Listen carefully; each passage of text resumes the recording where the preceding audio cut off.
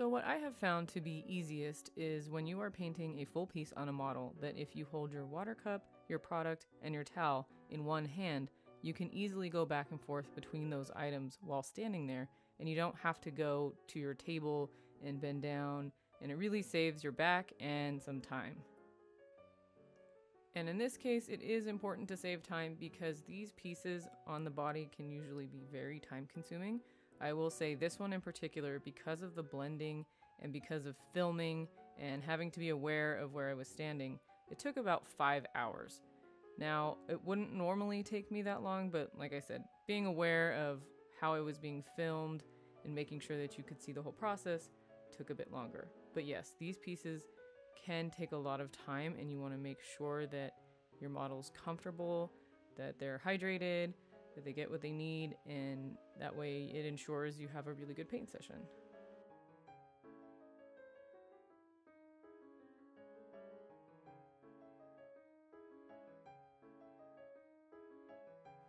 So as you can see, I started off with white paint and outlined the deer's face. I wanted to make sure the head was placed properly with the ears so that when she raises her arms that the antlers will be connected to it and it won't look off proportion.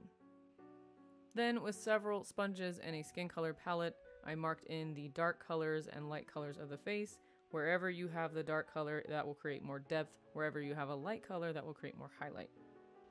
And in this case, highlight is very important. You want the lighter areas to be the brow bones, the forehead, and the center of the nose, because it will create more of a 3D effect versus just looking too flat.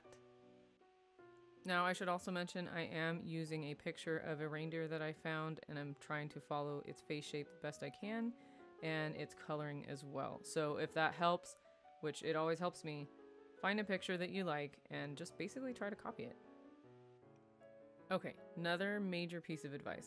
When it comes to doing large scale pieces like this, whether you're using brushes, sponges, airbrush, doesn't matter. The key is blending. Blending is so important. If that is something that you find yourself struggling with, I would highly suggest you try to get that down before attempting pieces like this, otherwise you will just end up very frustrated. Trust me, I was not good at blending when I first started. It took some practice.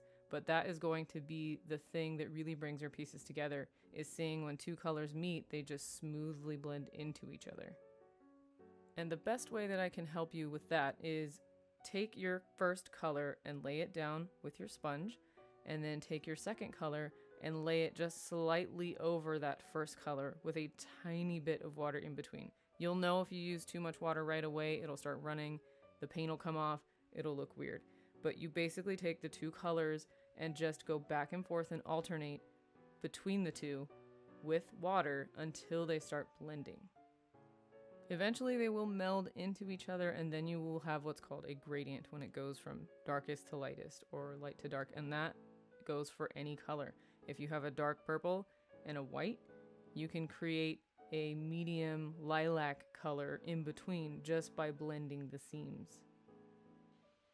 Now, the reason why I am stressing to have this technique down so much is because it is applied on every bit of this piece. When it comes to the deer's face, the eye color itself, which is a mix of black, red, and yellow, the collar, the bells on the collar, which is orange, yellow, white, and then the red collar itself, plus the antlers, the whole thing is blended, and that is why it looks three-dimensional and not flat, like we talked about earlier.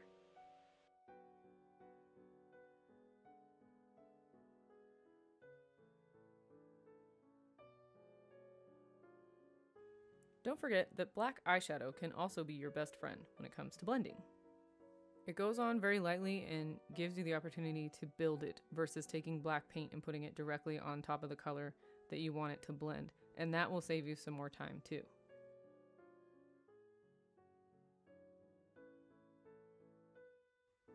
Moving on to the back of the model's arms, this was a bit trickier because you have to draw in the antlers in a way where you can visualize where the hands are going to be and where the elbows are going to bend. Keep that in mind while you draw the spikes. You don't want to draw it to where it's in the crease of your arm, because when she bends her arm, it's just going to disappear. So you want to make sure that the points are in the right place. Also, be aware of the arm placement when you go to take the final picture. If the hands and arms are up too straight, then they're just gonna look like weird pointy sticks. And then if they're down too far, the antlers will look droopy. So just make sure you check the position of that before you go to take pictures. For finishing up the antlers, the blending technique once again comes into play. You're going from darkest to lightest because that's typically what the deer's antlers look like. So I'm just following that pattern as well.